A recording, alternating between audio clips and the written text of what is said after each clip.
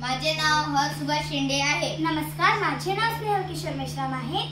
आम्ही पीएमसी जिल्हा परिषद उच्च प्राथमिक शाळा बोरी पहिले पार येथे शिकत आहे। आमचे मार्गदर्शकाचे नाव प्रेषिता हनुमाटे मॅडम आहे। सर्वप्रथम हा लॅम्प कोणासाठी आहे? या प्रोजेक्टमध्ये लक्ष दिले आहे त्यांनी ज्यांना वीज कमी उपलब्ध आहे आणि अभ्यास करताना अडचणी येतात। या लॅम्पची वैशिष्ट्ये काय आहेत?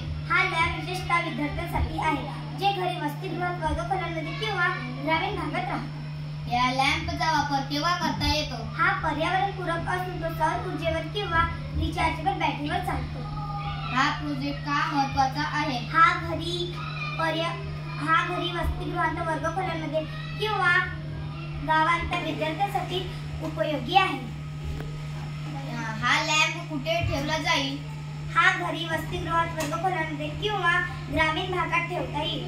हा प्रोजेक्ट का महत्त्वाचा आहे? यामुळे विद्यार्थी साक्षात प्रकाशाने अभ्यास करू शकतात आणि ऊर्जेची बचत होते। चला आता समस्या काय होती ते सांगा। अनेक विद्यार्थ्यांना रात्री अभ्यास करताना वीज नसल्याने अडचणी येते आणि त्यामुळे करणे आणि प्रकाशाने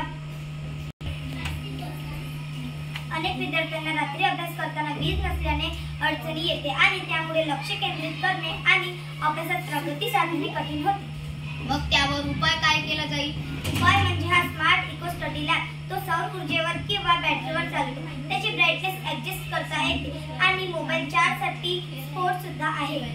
त्यामुळे विद्यार्थ्यांना प्रकाश मिळतो, मोबाईल चार्ज करता येतो आणि पर्यावरणपूरक शिक्षण देखील साधता येते।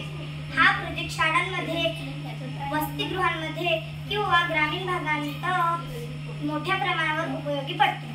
धन्यवाद। काही प्रश्न असतील तर विचारा।